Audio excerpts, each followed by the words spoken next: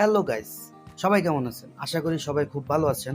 তো আমি যে কোনো একটা কাজে পুরান ঢাকায় যেতে হয়েছিল। আমি সাথে আমার কাজিন শিহানকে নিয়ে গিয়েছিলাম। চলুন আজকে আপনাদেরকে নাজিরা বাজারে অবস্থিত হাজি বিরিয়ানি এবং বিউটি লাচ্ছিতে নিয়ে যাচ্ছি। So let's get check it out. সঙ্গেই থাকুন, দেখতে থাকুন। আর আমার চ্যানেলটা অবশ্যই সাবস্ক্রাইব করে দিবেন।